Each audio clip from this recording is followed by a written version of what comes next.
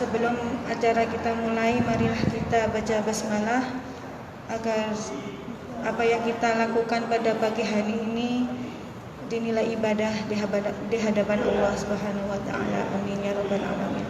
Bismillahirrahmanirrahim.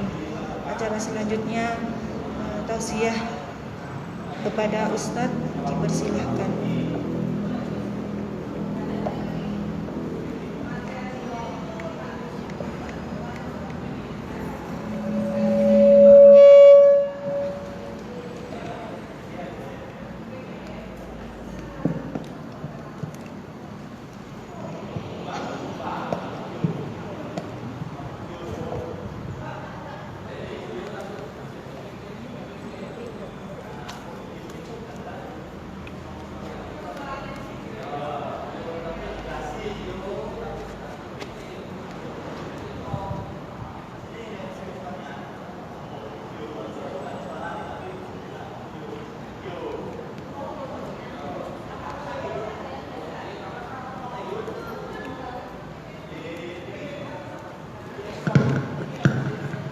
Bismillahirrahmanirrahim.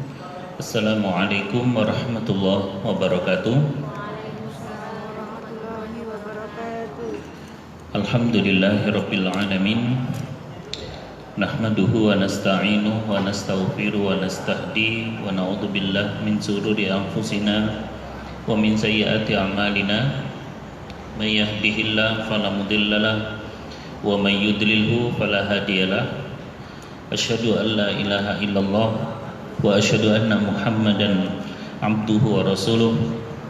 Allahumma salli ala Muhammad wa ala alihi wa ashabihi ajma'in. Amma ba'd. Ibu-ibu jamaah majelis taklim As-Sakinah ya, yang semoga sakinah selalu ya. Semoga tenang. Sakinah artinya tenang. Dan kalau bicara ketenangan itu tidak ada hubungannya sama sekali dengan materi. Tenang itu masalah hati. Kalau tenang itu hubungannya dengan materi, niscaya hanya orang kaya yang akan mendapatkan ketenangan. Ternyata ketenangan nggak ada hubungannya sama sekali dengan semua itu materi. Tenang itu hubungannya dengan hati. Buktinya ada orang pas pengajian bisa tidur, itu karena hatinya sangat tenang ya. Belanja toko bojone cukup ya, hidupnya cukup, bisa ngaji insya Allah, makanya tenang. Jamaah sekalian yang dirahmati Allah, dengar suara saya sampai belakang? Ibu-ibu dengar? Dengar ya? Yang belakang dengar ya? Baik. Materi pada kesempatan kali ini sebagaimana disebutkan tadi yaitu nasihati aku, tuturono aku bahasanya. Baik. Di dalam sebuah perkataan ulama dikatakan an-nasu madamu bil khair makanu yuhibbuna an-nusha. Manusia senantiasa dalam kebaikan selama cinta dengan nasihat. Jadi menungso iku insyaallah masih bisa, besar kemungkinannya masih bisa menjadi orang baik selama masih mau dinasihati ya. Jadi ibu-ibu bersyukur kepada Allah kalau ibu selalu rindu dengan nasihat, rindu dengan tausiah, rindu dengan ceramah ya. Berarti kita masih menghendaki kebaikan. Kalimat yang paling Allah benci di dalam riwayat Imam Al-Baihaqi disebutkan seseorang menasihati temannya, bertakwalah kepada Allah, namun dia menjawab, urus saja dirimu sendiri. Hadis riwayat Imam Baihaqi. Jadi ini kalimat yang sangat dibenci oleh Allah. Ngongkon menungso bertakwa sampai niki salat Bu, sampai niki pekerjaan koyok ngene iki riba, wis tak sak karepku, ojo ngurusi aku. Lah itu termasuk kalimat yang dibenci oleh Allah. Kadang-kadang mungkin ibu-ibu juga mengalami ya, menasehati temannya, menasehati orang lain, sakarepku tah, urusanku tah, ada yang kayak gitu. Banyak ya, insyaallah. Berarti apa? Itu merupakan kalimat yang dibenci oleh Allah. Padahal tahu tugas kita ini hanya nasihati. Tugas kita ini hanya nuturi. Tugas kita ini hanya menyampaikan. Ya, dia mau berubah atau tidak itu bukan urusan kita, paham ya? Tugas kita menyampaikan. Hati-hati ya. Itu diantara ciri hati yang keras.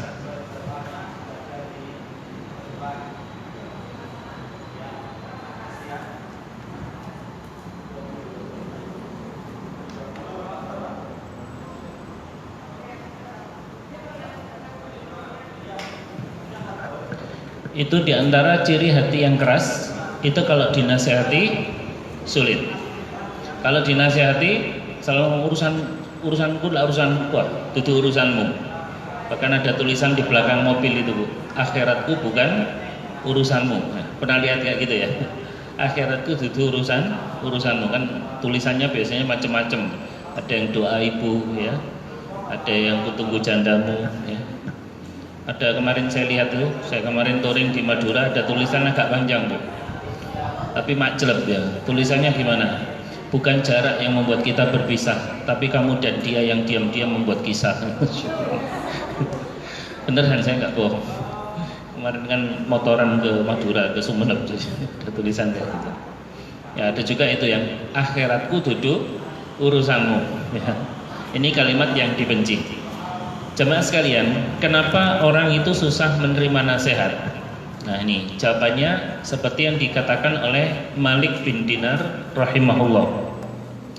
Sesungguhnya badan jika sakit maka tidak akan enak makan, minum dan tidur dan istirahat. Demikian juga keadaan hati, jika dia diikat dengan kecintaan terhadap dunia, maka berbagai nasihat tidak akan bermanfaat baginya. Bisa dipahami, Ibu? Jadi badan kita kalau sakit, nasallallahu alaihi wasallam ya, kita minta selalu sehat selalu. Tapi jikalau suatu saat kita mengalami sakit, panganan enak koyo apa, itu nggak enak, betul? Ya, rawon nguling yang dengkul itu 75.000, mahal ya, satu porsi. Itu kalau kita sakit enak atau tidak? Nggak enak. Ya, sate Pak Paino juga nggak enak, bebek Bang Selamat juga nggak enak. Pas sakit, seenak apapun makanan itu rasa dipangan. Kenapa? Fisik kita lagi sakit. Demikian pula kalau hati lagi sakit. Paham ya? Hatiku lek loro. Hati itu kalau sakit dituturi model apa? Wangel tuturane. Angel tenan kandane angel tenan dituturi lho sik ngeyel.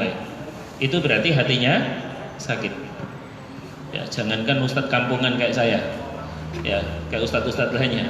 Ustadz yang nasional, internasional, orang efek. Bahkan jangankan ustadz yang nasional, internasional, hadis yang sahih pun tidak akan diterima. Kenapa? Karena hatinya yang sakit. Cara ngetesnya bagaimana?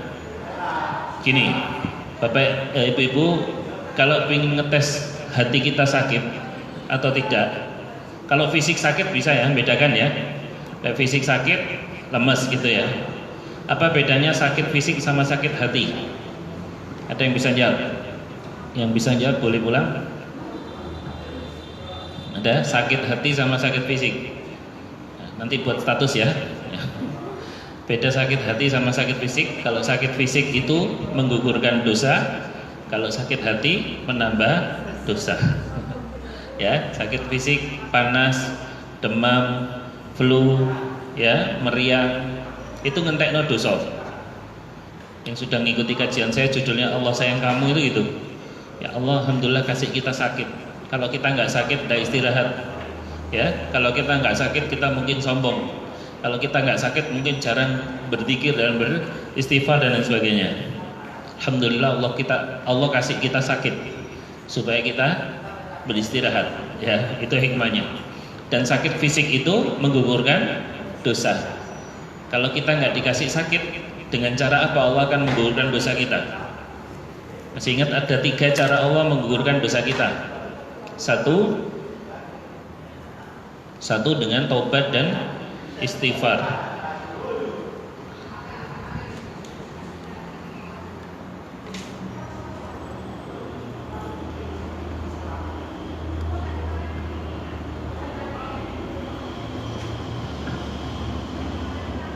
Ada 3 cara Allah menggugurkan dosa kita. Istighfar dan tobat itu menggugurkan dosa kita. 2, amal soleh kita. Mungkin ibu-ibu kalau nulisnya lambat itu bisa difoto ya. Nggak apa-apa difoto. Ustadznya difoto juga nggak apa-apa ya. Biasanya orang itu kalau foto ustadz untuk apa? Ternyata saya baru tahu. Untuk nanti ustadznya kalau meninggal ya, ditulis RIP biasanya gitu. Zaman now gitu ya. Gus Wahid meninggal, semua lama sama-sama medsosnya tulisnya Gus Wahid ya. Terus ustadz siapa meninggal pasti gitu. Ya, yang kedua amal sholih ya. Amal sholih kita itu menggugurkan semua dosa kita ya. Sholat kita, baca Quran kita. Pengajian ini termasuk amal sholih atau tidak? Masuk ya. Amal sholih ini gugurkan dosa ya. Pengajian ibu-ibu sekalian, walaupun datangnya Anda yang jawab ya, telat ya, nggak usah noleh ke belakang ya. Orangnya pakai masker soalnya. Jadi semua amal sholih kita itu menggugurkan dosa. Dan yang ketiga, faktor lain. Bekerja, ujian, sakit, difitnah, ya, ditikung mantan, ya termasuk ya, dizolimi, dicampakkan oleh mantan, tega banget ya. Itu termasuk pengguguran dosa. Ya. Jadi itu bedanya sakit hati sama sakit fisik. Kalau sakit fisik ngapain? Gugurkan dosa. Kalau sakit hati nambah dosa. Sakit hati contohnya apa? Hasad, iri, dengki, sombong, itu kan nambah dosa. Mungkin bisa nyimak ceramah kami di YouTube ya, 3 akar dosa, 3 sumber dosa itu ya dosa hati ya. Baik, kita lanjutkan aja. Nah jadi, oh ya, ibu kalau ingin tahu hati kita ini masih hidup atau tidak, sandingkan hati Anda dengan Al-Quran. Surat Al-Anfal ayat yang kedua, insyaallah hafal semua. Surat ke-8 ayat kedua, Allah berfirman, innamal mu'minuna alladzina idza dzukirallahu wajilat qulubuhum wa idza tuliyat 'alaihim ayatuhu zadatsum imana wa 'ala rabbihim yatawakkalun. Sesungguhnya orang-orang beriman ialah mereka yang bila disebut nama Allah gemetar hati mereka. Nah, jadi ibu-ibu cek, Ustadz hati saya ini sehat enggak ya? Hati saya hidup atau enggak ya? Sandingkan hati ibu-ibu sekalian dengan apa? Ayat Al-Quran. Ibu kalau dibacakan ayat Al-Quran tidak harus melalui murotal ya. Pas diceramai, pas dibacakan ayat Al-Quran, hatinya getar enggak? Connect enggak? Tek, ya Allah, berarti hatinya hidup. Bisa dipahami ya? Yang bahaya itu kalau nggak connect sama sekali, ya. Jadi kalau dibacakan ayat suci Al-Quran, hadis, ya Allah, saya kok seperti itu ya, Masya Allah, ya Allah, astagfirullahaladzim. Nah, itu berarti hatinya hidup. Ya, kalau dia dibacakan Al-Quran, cirinya hatinya gemetar, itu berarti hatinya hidup. Makanya Allah sebutkan wajilat qulubuhum, hatinya gemetar. Bukan fisiknya yang gemetar ya. Kalau fisiknya yang gemetar itu namanya epilepsi, ya. Jadi ayat Quran dibaca terus kejang-kejang, itu epilepsi ya, sampai mulutnya mengeluarkan busa. Jadi itu cirinya ya. Ustadz, hati saya hidup atau tidak, sandingkan. Kalau ibu dengarkan tausiah, menyimak ceramah, connect enggak? Ya. Connect dengan materinya ya, bukan dengan ustadznya ya. Connect enggak dengan ayat Al-Quran? Connect enggak dengan materinya? Ya Allah, saya kok kayak gitu. Makanya kami sering nyampaikan, ibu-ibu kalau banyak yang ceramah yang menasihati kita, tolong tiap kali ayat Al-Quran dan hadis Nabi Sallallahu Alaihi Wasallam dibacakan, tolong ayat-ayat dan hadis tersebut ditujukan kepada siapa? Diri sendiri, bukan pada orang lain ya. Baik, itu dia ya. Jadi kuncinya itu ya, pokoknya hati kita kalau lagi bermasalah mesti angel dinasihati. Kalau ibu selalu rindu dengan nasihat, berarti insya Allah hatinya masih hidup ya. Baik, bahkan manusia itu senantiasa dalam kerugian, kata Allah di dalam surat Al-Asr, demi masa, sungguh manusia itu dalam kerugian. Innal insana lafi khusr, kecuali orang yang beriman, beramal solih dan wa tawasau bil haq wa tawasau bis sabr. Ya, demi masa semua manusia itu rugi. Kita ini rugi semua, Bu. Ya, kecuali orang beriman. Alhamdulillah kita iman, percaya kepada Allah, percaya sama Rasulullah, malaikat, kitab dan seterusnya, dan saling nasihat, beramal soleh. Bukan beriman saja, beramal soleh. Iman itu amalan hati, amalan soleh amalan fisik. Ya, percaya sama Allah itu amalan hati, percaya sama Rasulullah amalan hati. Ya, mengerjakan amal soleh, puasa, sholat, zakat itu amalan fisik, dan saling menasehati. Nah, jadi manusia rugi. Makanya kalau ingin nggak rugi, diantaranya kerjakan ini, saling nasehati, saling nuturi. Bahkan hak muslim satu dengan muslim yang lainnya ada 6 itu ya. Biasanya kalau masuk pondok ini hadis wajib dihafal. Hakul muslim 'alal muslim sittun, ya. Dibuat hafalan aja ya ibu-ibu ya. Misalnya suruh hafalan, kalau dulu anak pondok wajib hafalan. Kalau ibu-ibu suruh hafalan, insya Allah bulan depan nggak ada yang datang. Ya, biasanya gitu. Mau pokok hafalan ada itu ya, majelis taklim loh kok sedikit. Ustaz di pokok hafalan podo ra teko. Ya. Betul ya. Baik, hak muslim satu dengan muslim lainnya ada 6. 1, apabila engkau berjumpa dengannya, ucapkan salam.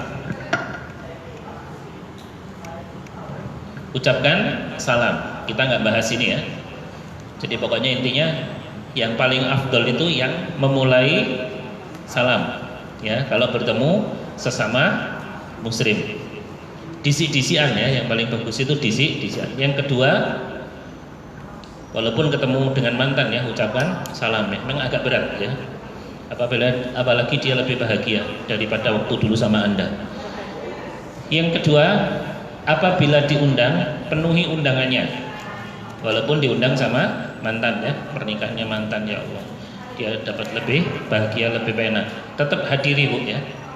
Tetap hadiri. Kasih amplop isi uang 2000 ya, tulis dari mantanmu ya. Dari mantanmu yang tersakiti ya, Masya Allah. Dia pasti sudah bisa nangkap siapa yang hadir ya. Yang ketiga, nah ini ya yang kita bahas. Apabila engkau dimintai nasihat, tolong beri nasihat dia. Bu, tolong Bu, nasihat aku ya, itu dituturi.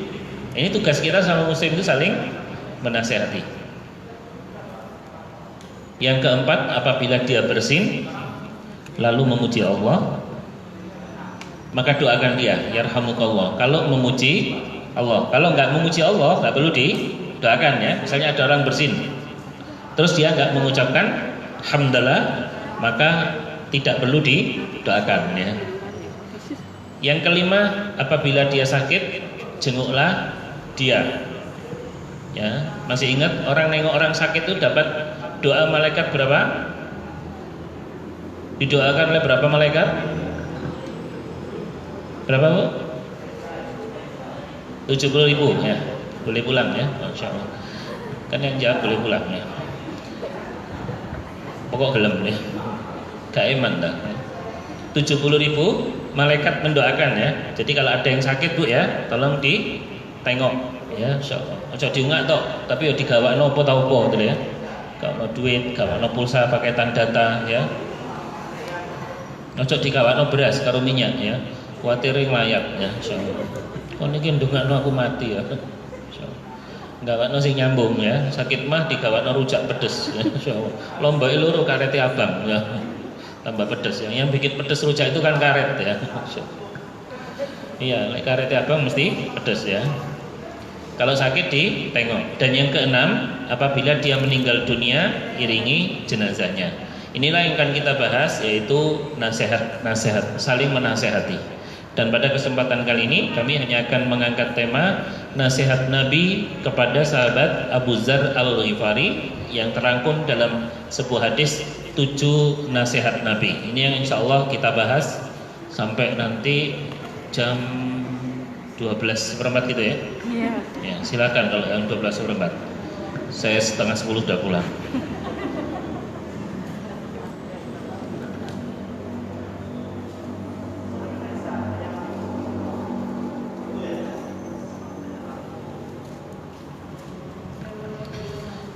Dari Abu Dzar radhiyallahu anhu, an Abi Dzar radhiyallahu anhu qala, Ausani khalili sallallahu alaihi wasallam bisab'in.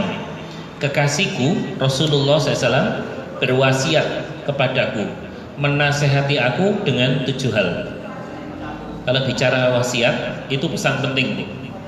Bu, saya pesan ya, tolong Bu ya, saya pesan. Bu, tolong simak, ini wasiat saya. Berarti ini pesan penting, ini pesan penting loh.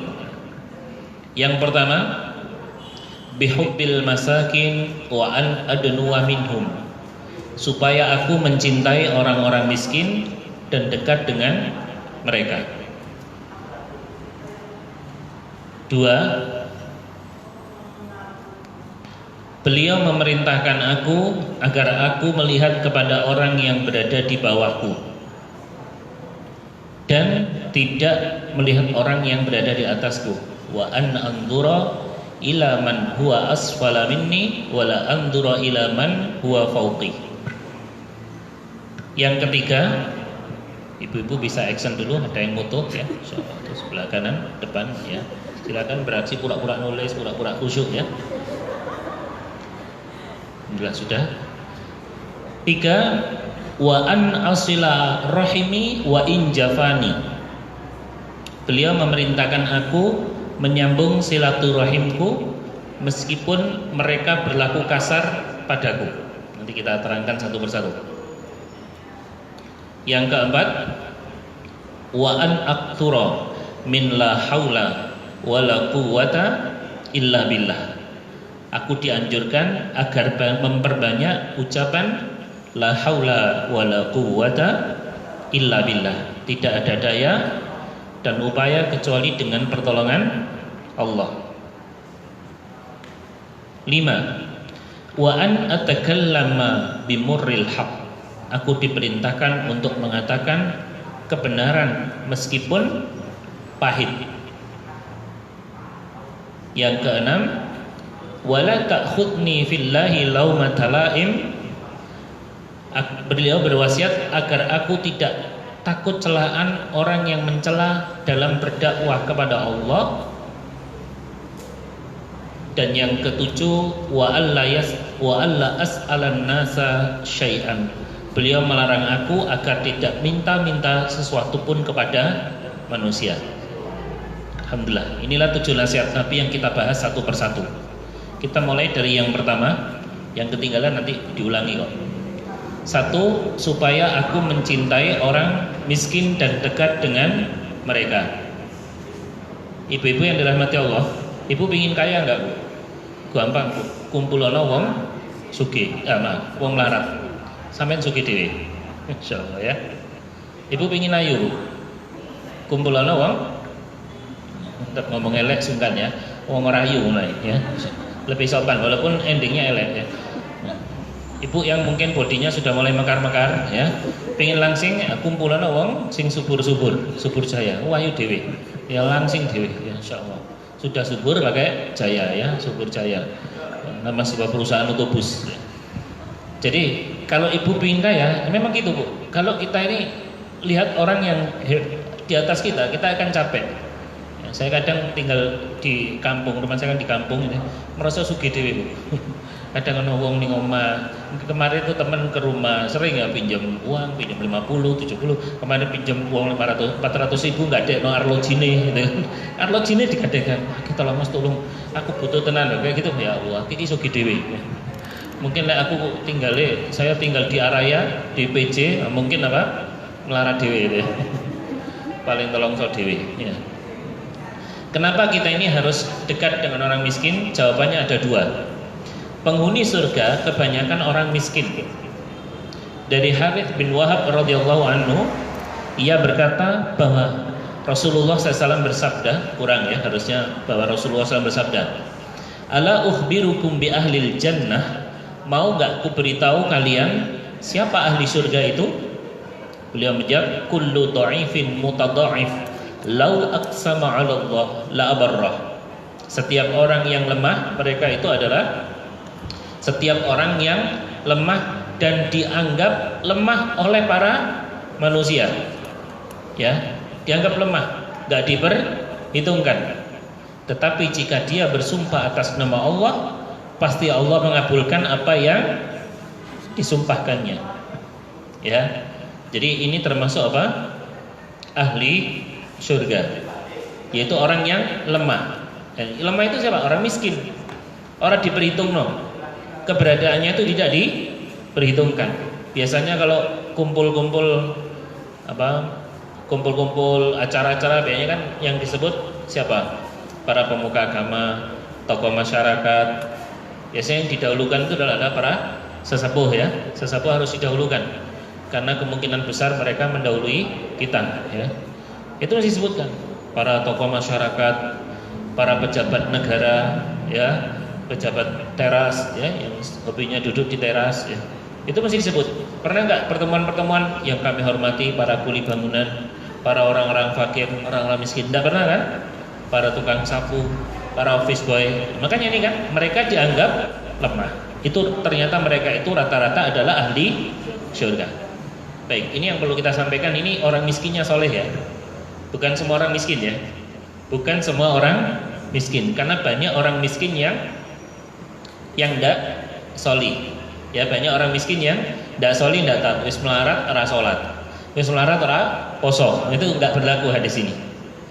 Imam Nawawi rahimahullah dalam kitab Syarah Sahih Muslim, penjelas hadis Imam Muslim, beliau mengatakan orang yang lemah yang dimaksud adalah orang yang diremehkan orang lain karena keadaannya miskin.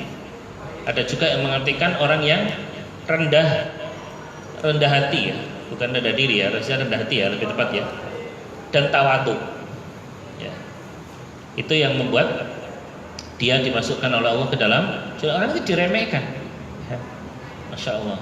Sebetulnya tidak enak ya jadi orang terkenal itu tidak enak. Orang kok rebutan menjadi viral. Viral itu enak enggak? Tidak enak Bu. Demi Allah enggak enak. Saya yang merasa enggak terkenal gini aja kadang malu. Mangan di saya kemana terus? Kadang sama istri ya. Itu mesti kan pelaku mesti sama Bun Delon. Gue mesti ketemu jamaah. Mesti ketemu. Loh Ustaz sendiri Masya Allah. Tiap keluar itu. Saya pernah biasanya kalau mau ngisi kelapar saya langsung makan di mana warung ya. Mungkin ya ketemu jamaah. Dan alhamdulillah jamaahnya pengertian ya, dibayari dan dibungkuskan.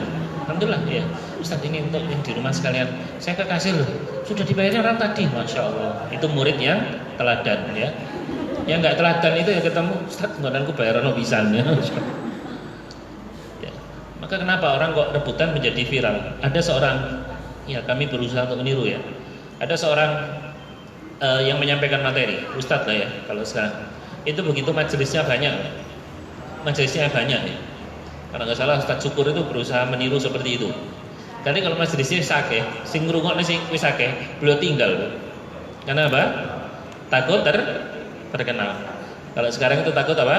Viral. Jarang ya. Malah sekarang orang berlomba-lomba menjadi viral. Apa enake jadi viral itu? Ya. Artis-artis itu dalam pengakuan mereka itu tersiksa. Ya. Hotel harus standar, makan harus warung yang standar, nggak bisa kan jadi artis warung di kaki lima, Insya Allah. Ya inilah orang-orang miskin. Yang kedua, kenapa kita disuruh mendekati orang miskin? Jawabannya yang kedua, karena orang miskin itu masuk surga terlebih dahulu sebelum orang kaya. Hadis riwayat Imam Tirmidzi, yadkhulu fuqara al-muslimin qabla 500 amin qabla aghniyaihim. Orang-orang fakir miskin akan memasuki surga 500 tahun sebelum orang-orang kaya memasukinya. Jadi wong-wong melarat ya iku mlebu surga 500 tahun sadurunge wong sugih-sugih memasukinya. Berarti yang masuk surga duluan siapa? Orang miskin. Nah, logikanya di mana? Begini. Masih ingat hadis? Saya tulis enggak ya di sini? Jadi gini, dalam sebuah hadis, la yazalu qadama 'abdin hatta yus'al an arba. Tidak akan melangkah kaki seorang anak Adam sampai ditanya tentang 4 hal.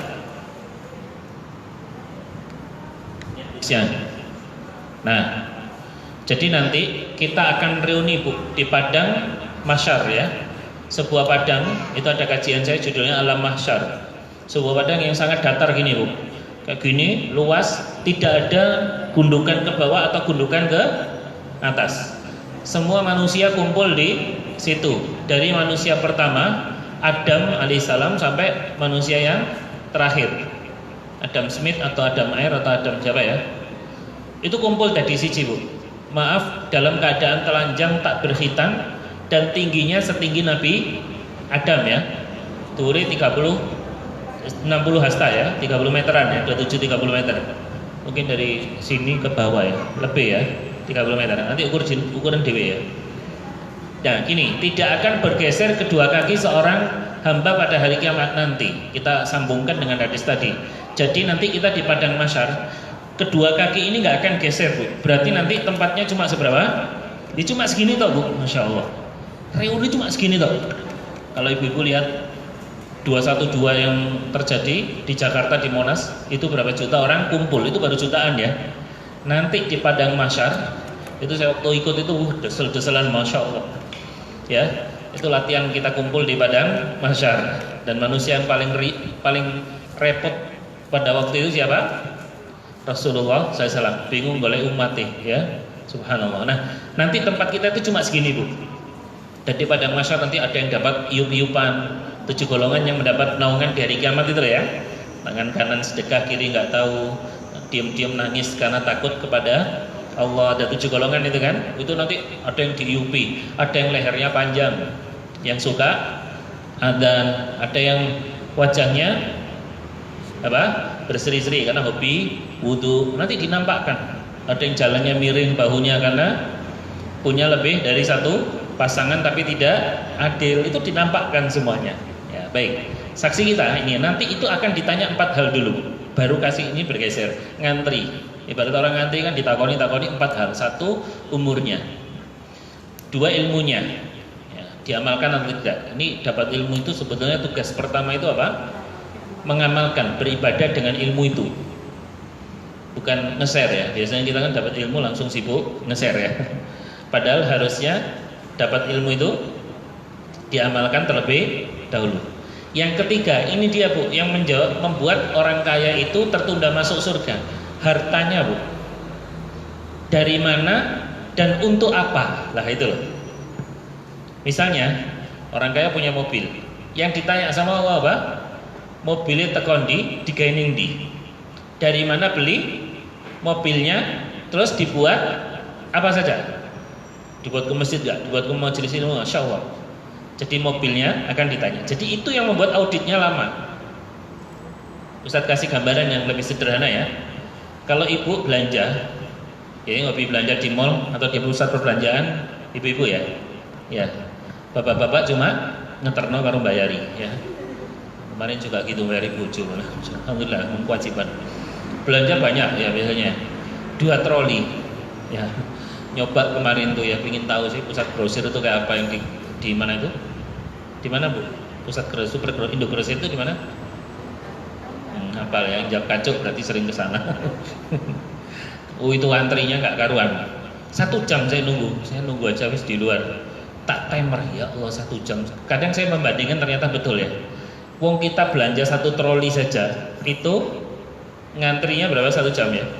Kalau belanjanya dikit di loket kasir antrinya lama atau sebentar? Sebentar. Misalnya belanjanya 3 item, 2 item, cepet kan? Sabun, minyak goreng sama pembalut ukuran 36 deh.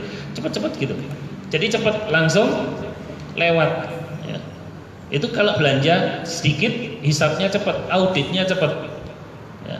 Kalau belanjanya banyak, mesti di kasir ya di tempat pembayaran lah kok lama sekali ya. Ibu belanjanya banyak lah, itulah. Jadi orang-orang kaya nanti tertunda masuk surga kembali ya. Itu gara-gara apa ya? Karena hisapnya. Karena hisapnya. Orang miskin masuk surga duluan. Yang sudah mengikuti kajian kami indahnya surga dan dahsyatnya neraka, di situ ada sebuah hadis. 2 orang muslim, satunya kaya dan miskin Bu. Sebut aja ini pintu surga ya. Dia sudah berada di depan pintu surga. Orang muslim yang miskin sama orang muslim yang kaya ya, pada-pada ahli surga. Sing muslim yang miskin masuk surga duluan Bu. Ya, di sana dia bersenang-senang. Di surga ngapain? Ya, makan minum, ya, kuliner, touring, traveling, ya. Terus apa? ML, tahu ML ya? Itu di surga gitu ML. Tahu ML enggak? Kalau enggak berarti sampean sik bocil, bocah cilik. Dan yang berikutnya nanti di surga lihat penghuni neraka. Ada dialog antara penghuni surga dan penghuni neraka, chatting. ya ngobrol. Itu aktivitas. Si muslim yang miskin, Bu, masuk surga sudah bersenang-senang di situ. Beberapa tahun kemudian baru orang kaya itu masuk surga. Beberapa tahun kemudian, Bu, masya Allah. Terus si miskin itu tanya, muslim yang miskin tadi, sampai ini gini dia, bahasa kita ini. Tadi kan kita sudah berada di pintu surga bareng-bareng, sampai nih dia tak enteni aku setuwuk ning ngene iki. Ya aku seneng bertahun-tahun, kamu nggak ada. Dia mengatakan si muslim yang kaya itu mengatakan, sungguh aku tertahan di sebuah pintu yang amat sangat gelap, amat sangat bau busuk. Allah alam bukan neraka, yang jelas dia itu sedang diaudit. Andai kata onta-onta itu berkumpul di situ, saya keringat mereka saking panasnya ya akan menjulang tinggi punuk-punuk mereka. Hadis riwayat Imam Ahmad, ya, masya Allah. Ya, sama dengan kalau misalnya saya sama ibu berkeluarga, ketemu satu keluarga, ibu dengan keluarga ketemu nih pintu masuk kebun binatang Taman Sarifah Safari ya, Taman Safari ya, bukan Sarifah. Ketemu nih kono, wah aku seneng merono, terus metu, loh Bu sampean kok sik ning kene itu ibaratnya gitu. Saya sudah keluar sama keluarga, Anda masih di situ aja. Itulah ibarat orang kaya yang miskin dengan orang kaya muslim dengan orang miskin yang muslim. Yang menyebabkan lamanya masuk surga karena apa? Auditnya, insyaallah ya. Makanya Nabi SAW ya berdoa. Ini doa supaya dimudahkan beramal solih dan tidak terfitnah dan mendapat kecintaan Allah. Termasuk orang cinta sama orang miskin. Allahumma inni as'aluka fi'lal khairat. Ya Allah, aku mohon agar aku dapat melakukan perbuatan baik. Digampang sholat, digampang membaca Quran. Wa tarkal munkarat, dan meninggalkan perbuatan mungkar. Wa hubbal masakin, dan cinta sama orang miskin. Ini ya doanya Ustaz, supaya meninggalkan dosa apa? Ini diantaranya wa tarkal munkarat. Ustaz doa supaya senang dengan baca Quran, kebaikan apa? Allahumma inni as'aluka fi'lal khairat. Termasuk doa supaya cinta dengan orang miskin. Berikutnya juga Nabi SAW juga sering baca doa ini. Allahumma ahyini miskinan wa amitni miskinan wahsyurni ma'a zumratil masakin fi zumratil masakin. Ya Allah, hidupkan aku dalam keadaan miskin, matikan aku dalam keadaan miskin, dan kumpulkan aku bersama dengan rombongan orang miskin. Dan ternyata benar, Nabi itu hidupnya dalam keadaan apa? Kaya atau miskin, Bu? Miskin. Tapi ngelamar Khadijah maharnya puluhan ekor onta muda. Tapi ngelamar Khadijah maharnya 12,5 uqiyah, 12,5 ons emas. Berarti kaya atau miskin? Bingung kan? Sampai gini bingung. Insyaallah bau kopi ini. Jadi dimingi-mingi radika ini. Semoga mendapat hidayah orang yang membuatkan. Jadi Nabi SAW itu kalau ditanya Nabi itu kaya atau miskin, jawabannya beliau itu pernah kaya sama pernah miskin.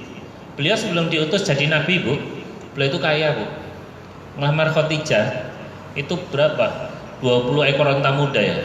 20 ekor onta muda. Kalau satu ekor itu 40 juta, 20 ekor berapa? 800 juta ya.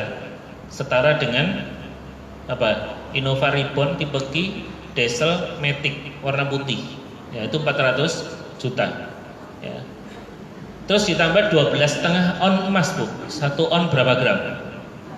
100 gram. 1 gram ya. 1 gram berapa juta? 1 juta? Berarti berapa? 1.200 gram kali 1 juta. Berapa M, Bu? Berapa meter uangnya? Ya, berapa ember duitnya? Itu ngelamar Khadijah, Bu. Ibu dulu dilamar bapaknya Rarek karena mahal apa? Bodoh aja. Seperangkat alat sulap ya. Ya, alat makan. Nah, Nabi dulu ngelamarnya kayak gitu. Apa berarti Nabi kaya atau miskin? Kaya. Nah, kok bisa miskin, Ustaz? Nah, jawabannya gini. Beliau setelah diutus menjadi Nabi dan Rasul, beliau memilih hidup miskin. Para ulama mengatakan secara garis besar, ini baru poin pertama ya.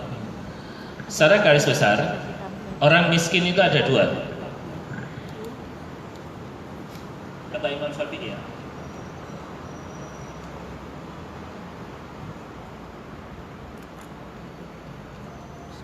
Miskin ada dua, satu miskin al-faqru ikhtiyari, miskin pilihan, kedua miskin iddirari, miskin kepeksa. Jadi kepeksa melarat ya. Nabi itu miskinnya pilihan, Bu. Nabi SAW ditawari malaikat Jibril, Bu. Ditawari malaikat Jibril apa? Gunung Uhud dirubah menjadi apa? Emas. Nabi mau? Tidak mau. Lapo to Jibril wong urip ning donya iki monggur mampir. Ge opo? Saya ini hidup di dunia ini seperti seorang musafir yang mampir istirahat di bawah pohon berteduh kemudian melanjutkan perjalanan. Gitu ya. Beliau milih miskin, Bu. Ibu-ibu kalau misalnya ditawari malaikat Jibril Gunung Kawi dirubah jadi emas untuk ibu sekeluarga mau, Bu? Wah, enggak ada khilaf ya, mesti akeh gelem nih. Oh, enggak ditawari njaluke kaya ngono. Ya leh iso Jibril tolong. Nabi ditawari ra gelem. Enggak mau, insyaallah. Ya. Dan yang kedua miskinnya terpaksa, Bu. Ya, miskin terpaksa ini potongan-potongan kita ya. Tanggal tuwek ora duit. Ya, ora duit itu berarti miskin apa? Terpaksa. Ya. Suami di PHK, mau nggak mau ya gimana lagi, keadaannya seperti ini. Lockdown kemarin banyak yang drop gitu, ya mau nggak mau keadaannya seperti itu namanya miskin terpaksa. Nah makanya Nabi SAW itu miskin pilihan atau miskin terpaksa? Miskinnya pilihan ya, miskin pilihan. Baik, kita masih baru poin 1 ya, nasihat Nabi. Kita langsung masuk poin 2. Ibu ingin kaya atau miskin, Bu? Kalau boleh dikasih pilihan, mending mana? Kaya soli sama miskin soli? Kompak ya, kaya soli ya. Ya, sebab kalau orang kaya soli itu manfaatnya bagi orang lain lebih banyak dibandingkan orang miskin soli. Oh miskin yang soleh, Bu, itu dipek dewe balani. Ana wong melarat, maaf ya, ahli tahajud, dipek dewe, ya kan? Pahala tahajudnya dipek dewe. Ana orang miskin ahli puasa Daud, sehari makan sehari minum, salah omong saya ya. Sehari makan sehari berbuka ya, bukan sehari makan sehari minum. Puasa Daud dipek dewe pahalanya. Itu orang miskin yang soli. Orang miskin rajin baca Quran dipek sapa? Dipek dewe. Tapi kalau orang kaya soli yang menikmati kesolihannya, kebaikannya itu banyak orang miskin soli. Insyaallah ya jamaah saya yang kaya-kaya itu, Ustaz butuh buku berapa? Saya belikan. Ustaz butuh, Masya Allah. Ini untuk jamaah-jamaah nanti dibutuhkan LCD, kita sediakan, Masya Allah. Itu kalau kaya solih. Ada orang zakat, orang sodako karena adanya orang kaya yang solih. Ala kulli hal, dua keadaan miskin dan solih itu, Bu, ya, dua keadaan itu ada ibadahnya. Kami ingatkan ya, kalau ibu kaya, dan saya dengar wali murid SD Panglima Sudirman ini kaya-kaya semuanya, apalagi yang ikut pengajian ini kaya-kaya. Betul nggak? Saya dengarnya gitu, sugih. Betul, sugih di sini. Pokoknya sing masker itu sugih tenan. Iya sugih, duwe jantung, sugih, duwe kuping, sugih lah, sugih. Duwe meripat, sugih ya. Ibu yang masih mengaku miskin, mau nggak kakinya ditukar uang 300 juta tapi nggak punya kaki? Mau nggak? Yocok Ustaz Eman. Ibu sing ngaku melarat, gelem nggak meripatin jenengan itu diganti Innovaribon yang second 2016 270 juta pasarannya ya. Saya lihat di OLX dijoli tapi sampai raison delok loh. Mau atau enggak? Enggak mau, berarti sampean soge. Betul ya? Iya, konsep kaya dalam Islam itu kalau punya 3 hal berarti dia orang kaya ya. Man asbaha minkum aminan fi sirbih mu'afan fi jasadih indahu qutu yaumihi faka'annama hizat lahu dunya bihadafiriha. Barang siapa yang pagi hari itu mempunyai satu, man asbaha minkum aminan fi sirbi, aman, tidak ada huru hara, malah nggak ada konflik, nggak ada pertumpahan darah. 2, mu'afan fi jasadi, fisiknya sehat. 3, ono sing dipangan dino iku sampai yang sugih. Berarti orang itu ya Bu ya, syarat menjadi kaya cuma 3. 1 hilang, nggak kaya Bu. 1, nggak ada huru hara, aman ya. 2 apa? Sehat. 3, ono sing dipangan dino iki. Sugih sampean. Coba misalnya hilang 1 ya.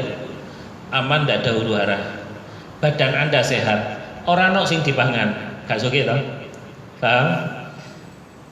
Keadaan aman. Poin 1 aman. Poin ketiga, ono sing dipangan akeh, wis panganan akeh, gula akeh, beras akeh, tisu akeh, lha sampe disian tisu ya. Kleo akeh ya. Tapi ora sehat. Sugih enggak.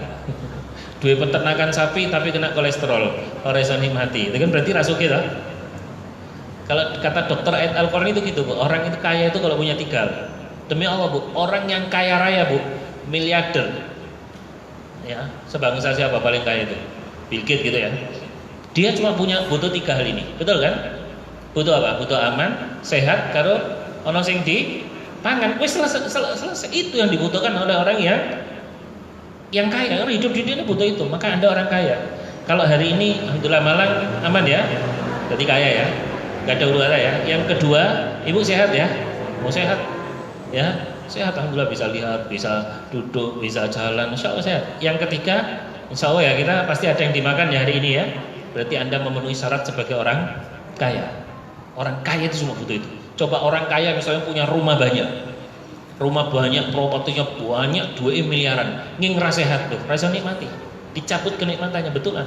Orang kaya itu cuma 3. Jemaah sekalian, ibadah orang kaya dan miskin itu ada sendiri-sendiri. Makanya Ustadz lebih utama mana? Gini aja, jawabannya gampang. Orang kaya itu ibadahnya apa? Ibadahnya orang kaya apa? Halo, masih hidup ibu-ibu? Surat 14 ayat 7. Ya, wa itta'adzana rabbukum la in syakartum la azidannakum wa la in kafartum inna adzabi lasyadid. Orang kaya itu ibadahnya apa? Syukur. Ya, syukur itu apa? Tempat untuk potong rambut. Ya. Oh itu syukur Ustaz. Ya. Syukur itu memanfaatkan nikmat Allah di jalan Allah. Itu syukur. Nah orang kalau syukur, maka kata Allah apa? Jika kamu bersyukur pasti aku akan tambah. Ibadahnya orang kaya apa Bu? Syukur. Kalau syukur akan ditambah. Punya rumah disyukuri akan ditambah, punya motor disyukuri akan ditambah, punya istri disyukuri akan ditambah. Loh, jangan provokasi Ustadz. Loh iya, ditambah itu tidak selalu identik dengan nominal, dengan jumlah. Tambah seneng, tambah cinta, tambah remen, gitu kan? Itu tambah rasa, itu juga termasuk bagian daripada tambahan nikmat dari Allah. Jadi ibadahnya orang kaya apa? Syukur. Lek syukur itu akan ditambah oleh Allah. Paham ya? Syukur itu gampangnya gini Bu, menggunakan nikmat Allah di jalan Allah. Ibu punya motor dibuat ngaji, berarti bersyukur ya kan? Motornya untuk apa? Kajian. Ibu punya HP untuk foto materi di kajian, walaupun cuma difoto tok ya, tapi nggak pernah dibaca ya. Itu juga sama dengan apa? Bersyukur atas nikmat HP. HP-nya digunakan untuk bersyukur. Aplikasinya Al-Quran, aplikasinya kajian. Nah ibadahnya orang miskin apa? Sabar. Surat Az-Zumar surat 39 ayat 10 sebelah kanan paling bawah. Masuk sih Ustaz, lihat sendiri enggak percaya. Surat 39 ayat ke 10 ya, sebelah kanan paling bawah, innama yuwaffas sabiruna ajrahum bighairi hisab. Sesungguhnya orang yang sabar ya, orang yang sabar diberi oleh Allah apa? Dicukupkan pahala mereka tanpa batas. Enak toh? Wong sugih ibadahi syukur ditambah nikmatnya oleh Allah. Orang miskin ibadahnya sabar diganti oleh Allah dengan yang lebih baik, dikasih pahala tanpa batas. Insyaallah. Pilih mana Bu? Sabar atau syukur? Pilih mana?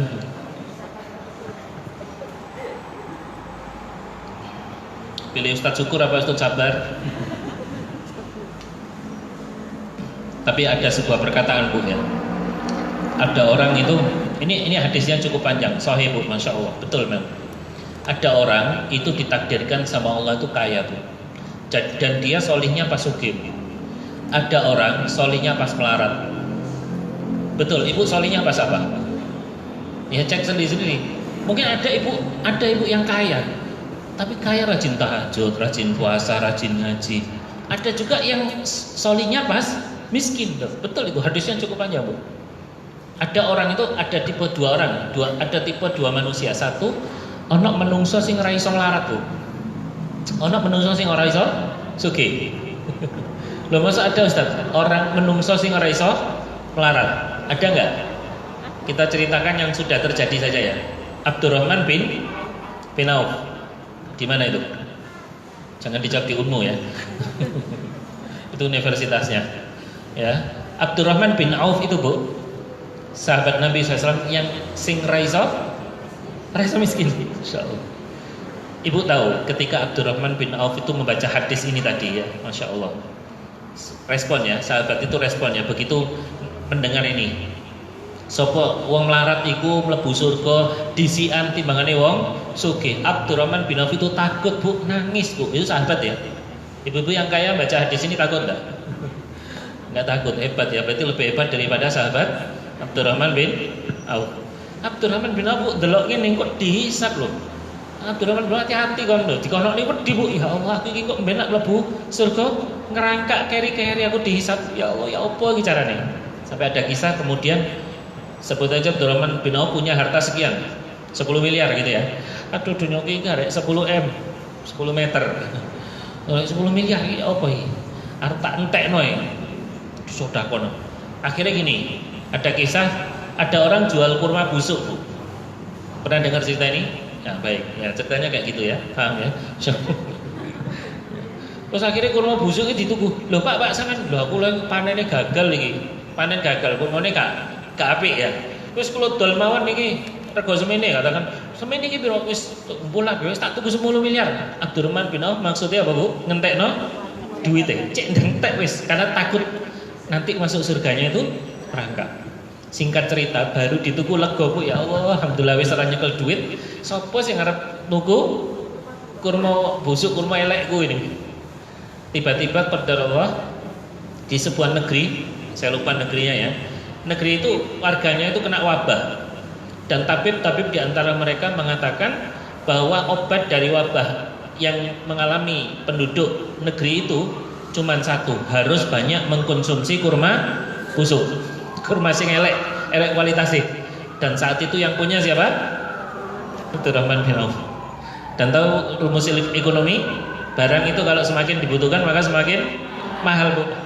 Tukune 10 M langsung dituku berkali-kali lipat. Yang 50 M mungkin. Wis tak tukune apa pas butuh. Nah, itu makanya disebut Abdurrahman bin Auf itu sahabat yang tidak bisa miskin. Kalau kita mungkin insya Allah kebalikannya ya. Tapi betul, Bu ya. Jadi memang ada hadisnya gitu, Bu. Ada orang itu solihnya pas kaya, ada orang solihnya pas miskin. Banyak ya. Pas melarat, pas ngontrak itu tahajud bendino. Ya, ning masjid sok ngarep, buri imam. Mungkin ulang ngarep imam disolati ya. Ya insyaallah. Bisa kan di depan imam kalau disolati ya. Masya Allah, dia itu pas melarat, Bu, solih. Pas melarat poso Daud. Pas miskin bendino sedino sak juz ya, Al-Qur'an baca terus. Itu pas miskin, solihnya pas miskinnya. Sugih titik wis sombong ya. Mobilnya koncoy dia aku mobilnya dhewe, berarti wongi gak cocok apa? Sugih. Iya, sama Allah dibiarkan miskin. Ada, Bu, hadisnya. Makanya ibu solihnya di posisi mana? Itulah yang terbaik dari Allah. Dan ibu harus ibadah dengan yang Allah tentukan. Kalau ibu misalnya mohon maaf ya, ada yang dilapangkan rezekinya, ibadahlah dengan syukur. Gunakan rezeki yang Allah berikan dengan syukur, insya Allah Allah tambah. Kalau ibu ditakdirkan miskin, maka ibadahnya apa? Sabar. Para ulama orang solih dulu mengatakan, Bu, kami bisa sabar dengan ujian miskin, tapi banyak di antara kami yang tidak lulus diuji dengan kekayaan. Misalnya kabeh sugih, Bu, hancur.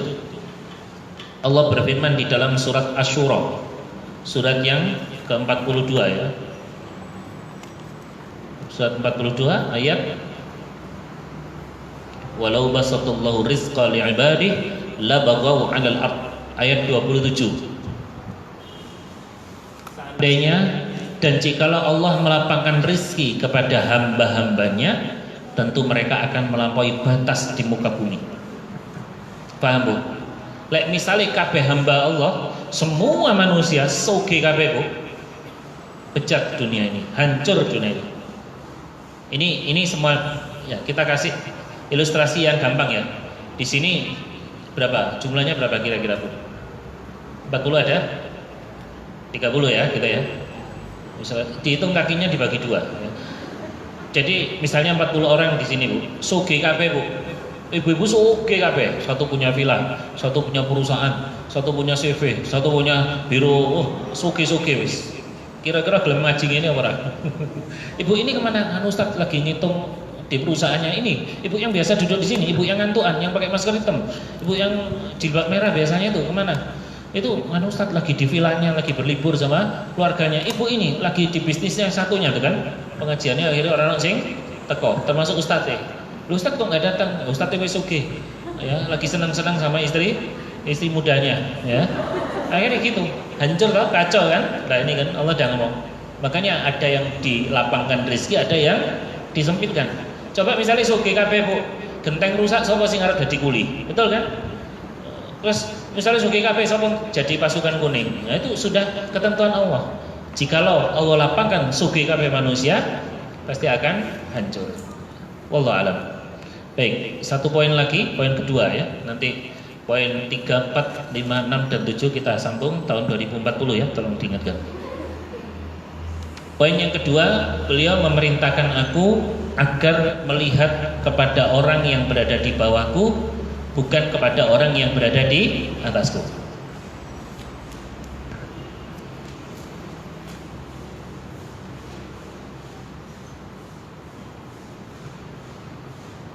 Baik.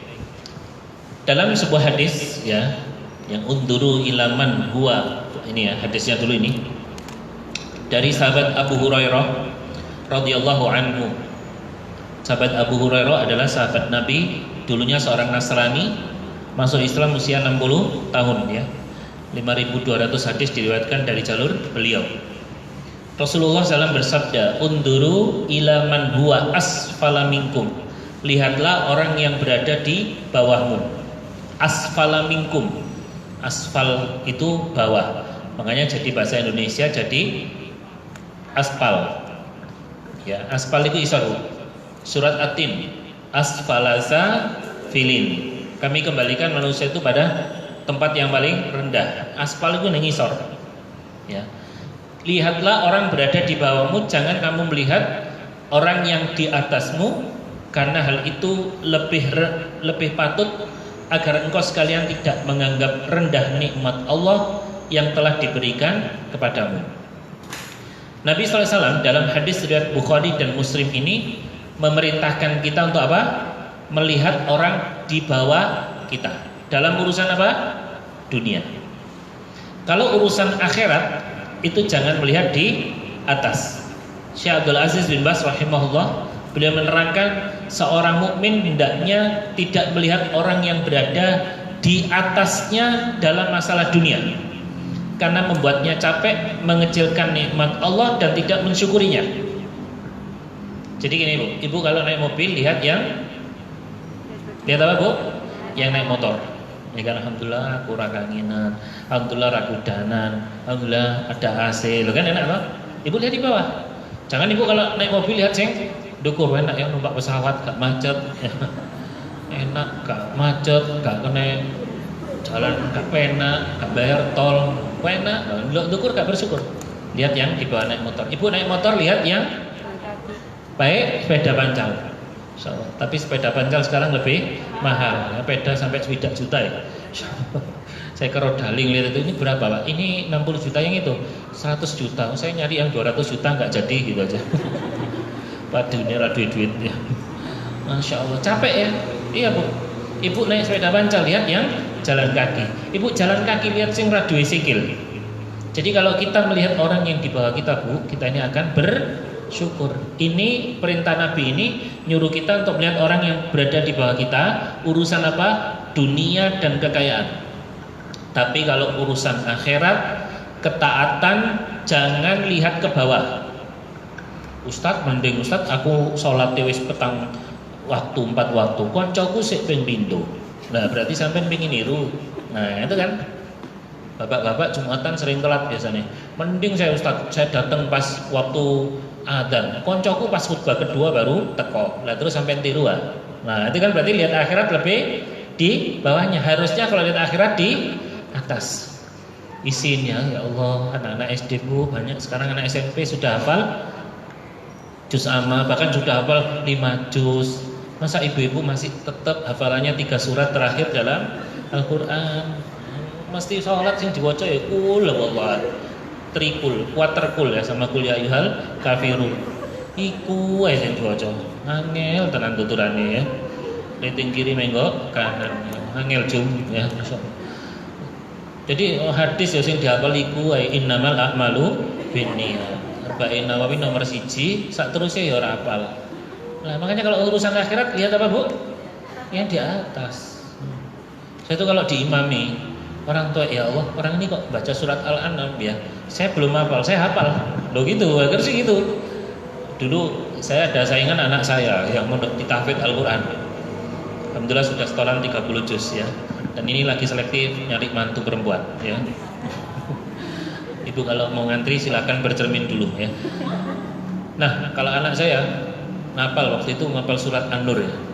Dewi setoran An-Nur tahu. Saya langsung ngebut Bu hafalan. Tak saingi, masa isin dan bapaknya rapal An-Nur gitu. Bapaknya ceramah ini di rapal kadang gitu. Kadang lek nganu yo alasannya pura-pura lali ya. Jadi urusan akhirat lihat ya lebih atas, harusnya iri tuh Bu ya. Maaf ya. Irinya itu jangan iri urusan dunia. Irinya itu urusan akhirat. Ya, di surat Al-Mutaffifin wa fi dzalika falyatanafasil mutanafisun ya, yang demikian itulah hendaklah kalian berlomba-lomba. Jadi kalau urusan akhirat itu harus berlomba-lomba, lihat yang di atas kita. Kalau urusan dunia lihat yang di bawah kita ya, dunia itu capek kalau lihat orang yang di atas kita. Ingatlah jika kita susah ada yang lebih susah. Jika kita miskin anak sing mulai melarat, itu akan menumbuhkan sifat bersyukur. Ibu-ibu kalau ingin bersyukur, lakukan beberapa hal. 1, bandingkan orang yang di bawah Anda. Ibu akan bersyukur. Paham? Ibu loro seminggu loro. Ono Bu sing lorone wis saulan, 2 wulan. Bahkan Nabi Ayub sakitnya berapa tahun? 20 tahun. Loh, Masya Allah kan? Jadi ibu kalau ingin bersyukur ya, lihat orang yang di bawah Anda. Rabi wis suwe ra duwe anak, ya. Ono sing lebih suwe dari Anda ra duwe anak. Saya dulu anak saya waktu baru masuk rumah sakit di RSU gitu ya, sudah seminggu dari RST mutasi ke RSU. Ya, saya baru masuk, baru 3 hari. Loh Bapak sampun pinten dinten niki kula pun 3 bulan Mas, Masya Allah. Dalamnya pun di Probolinggo ya Allah, sing luwih susah iku tibake akeh lho, itu akan bersyukur.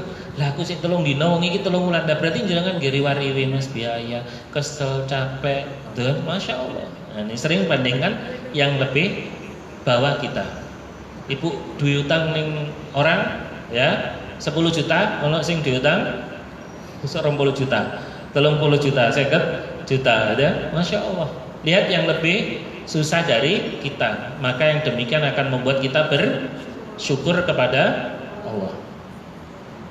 Jadi kalau urusan dunia itu jangan lihat di atas, capek. Dunia itu Bu, nggak ada apa, nggak no marini, nggak no rampungi. Dunia itu semakin dikejar semakin lari, ya, semakin melayu, kurang terus. Dunia itu semakin lek diombe kayak apa? Minum air laut, semakin diminum semakin haus. Nggak ada selesainya Bu. Dunia itu gitu. Dulu dunia itu dan penipu. Zaman dulu ya masih ingat orang punya TV itu wis koyo wong sugih dhewe. Ya, TV tabung. Kemudian keluar TV terbaru, TV tabung ini gede. Terus muncul LCD. Sekarang sudah keluar yang LED lebih tipis terus, capek. Dulu orang pakai celana komprang, tahu celana komprang ya? Yang singi sore ombo, masih ingat ya? Sampai wis tuwek berarti ya. Kudune anakmu telu lho ya. Itu kan paling boys Bu ya. Itu boys. Saiki zaman saiki, bojone sampean kongkon nggih celana komprang. Wong padha nganggep ngene. Mulai kapan ngene? Dunia itu menipu. Di eranya tahun 80-an itu sudah paling istimewa, paling mewah ya. Arek nom-nom zaman dhisik sepeda CB iku RX King wis sepeda paling boys. Saiki wis kalah dengan keluaran yang terbaru. Dulu ada Ninja Hattori macam-macam. Dunia tuh kayak gitu, nipu. Ya, dulu HP paling bagus, HP yang gede ya. Masih ingat ya keluaran terbaru. Bapak saya dulu punya Motorola keluaran terbaru ya. Gede ya buat melempar kucing lari kucingnya. Buat nganjelawang gitu ya. Sekarang terus keluar. Dulu belum touchscreen ya, baru tombol. QWERTY, kemudian touchscreen terus, masya Allah. Dunia itu nipu, gak ada selesainya. Makanya kalau urusan dunia, lihat yang di bawah Anda. Anda punya motor tahun 2000, lihat yang motornya tahun 95. Nah, jangan punya motor 2000, lihat yang tahun 2020 ya. Semakin disyukuri, semakin dicintai. Ada jamaah saya motornya itu Prima tahun 96-an. Dipakai terus, Bu kok nggak ganti Matic? Mak itu kan cocoknya Beat atau Mio, itu kan motornya mak yang rating kiri belok kanan itu loh Bu. Nggak usah, disyukuri aja. Saya seneng ini loh, karena disyukuri kan janji Allah gitu ya. La in syakartum la azidannakum. Siapa yang bersyukur, kami tambah nikmatnya. Jadi tambah rasanya, akhirnya tambah senang ya, insyaallah. Wallahu a'lam bishawab. Insyaallah di pertemuan berikutnya kita sambung poin ketiga ya. Beliau perintahkan aku agar menyambung silaturahimku meskipun mereka berlaku kasar kepadaku. Baik, masih ada sisa waktu 7 menitan. Kalau ada pertanyaan, kami persilahkan, tidak usah rebutan.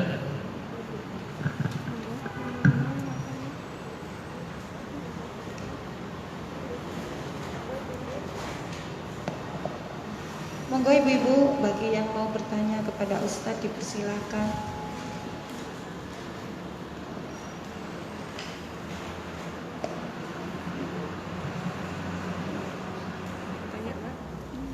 Ya, silakan Ibu.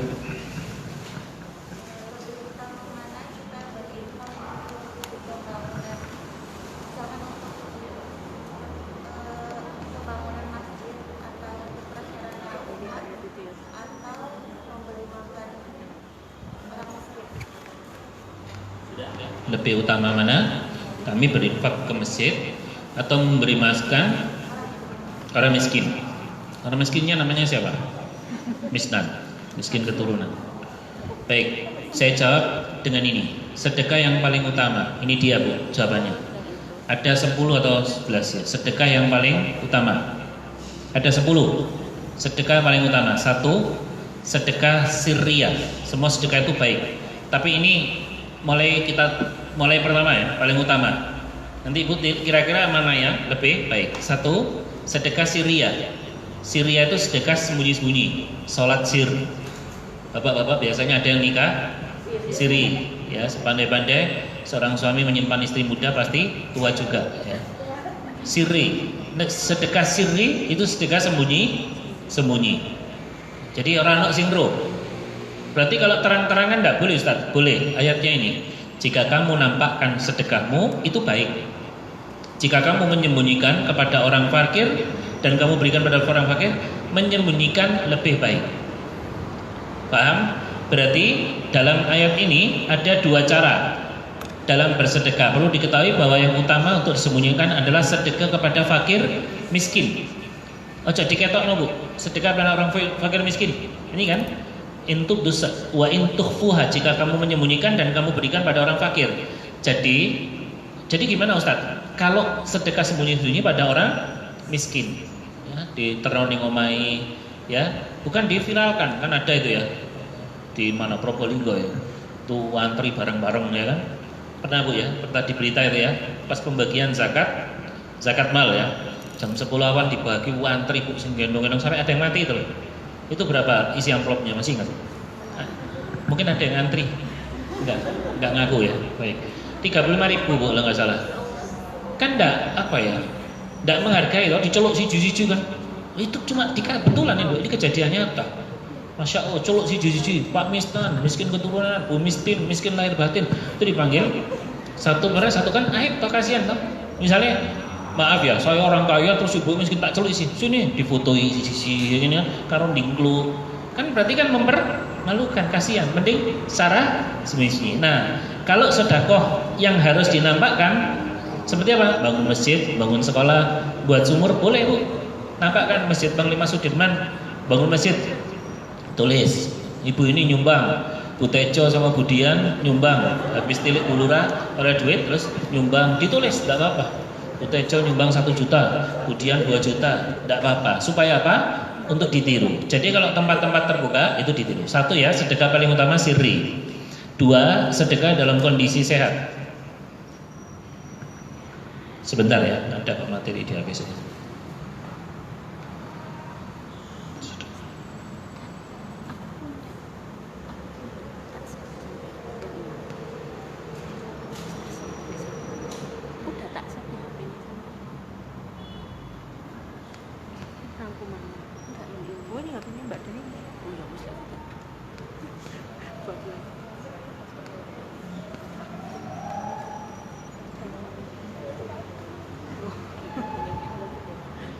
Nah ini saya kirim aja Bu, ini ada materinya dalam bentuk dokumen ya. Saya kirim ke siapa? 243 ya? 243 betul ya? Nah ini saya kirim file ini dalam bentuk MS Word, sudah kami kirim. Judulnya sedekah paling utama, nanti Ibu baca ya. 1, 2 ya, sedekah dalam kondisi sehat. Jadi sedekah paling afdal bukan pas loro, pas harap mati itu baru sedekah kayak ngono-ngono, enggak, sedekah pas sehat. Yang ketiga, sedekah setelah kebutuhan wajib terpenuhi. Ya, dibaca. Saya mau Ustadz melak-melak di sopo.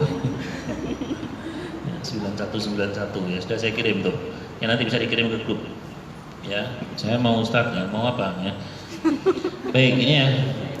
Setelah listrik dibayar ya, SPP anak-anak dibayar baru sedekah. Yang keempat, sedekah dengan kemampuan maksimal yang terbaik. Terus yang berikutnya, kelima, setelah menafkahi anak dan istri ya, baik istri muda ataupun istri tua, istri resmi, istri simpanan. Anak-anak dikasih dulu ini. Ada dinar yang kamu infakkan. Ini Bu, hadisnya bagus ini Bu. Dinar yang kamu infakkan di jalan Allah, di kayak perang, di majelis ilmu, buat jihad ya. Memerdekakan budak, dinar yang kamu sediakan pada orang miskin, namun dinar yang kamu keluarkan untuk anak istri lebih besar pahalanya. Nah, ini bapak-bapak ya hobi nih. Orang rezeki biasanya traktir koncone. Padahal yang harus ditakdir siapa?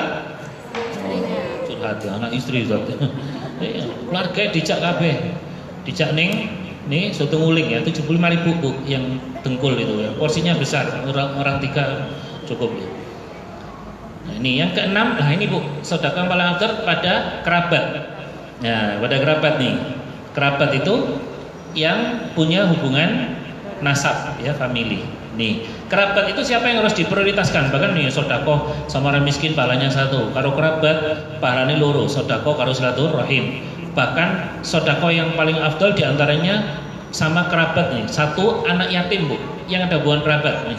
Yatiman da maqrabah, anak yatim ada hubungan kerabat.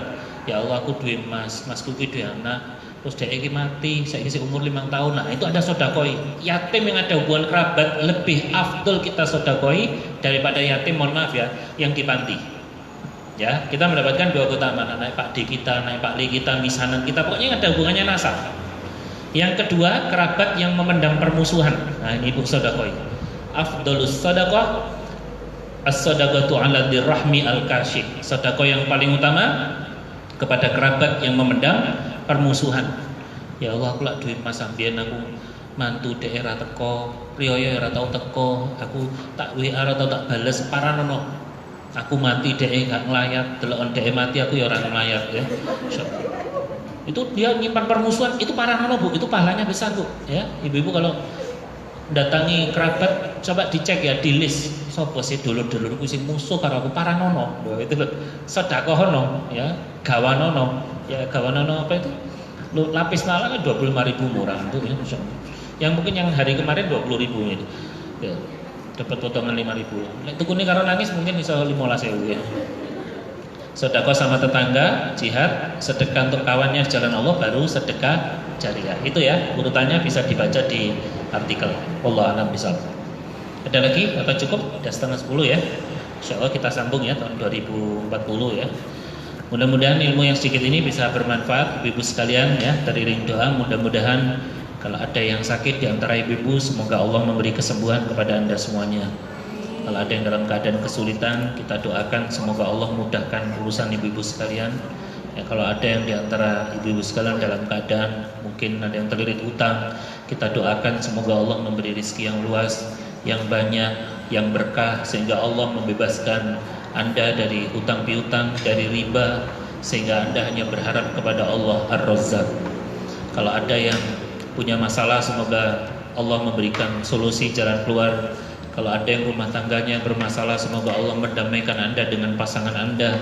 Rumah tangga Anda dijadikan oleh Allah rumah tangga yang sakinah, mawaddah, warahmah. Allah berikan keturunan yang solih dan solihah, yang memberi bobot di muka bumi Allah dengan kalimat La ilaha illallah Muhammad Rasulullah SAW.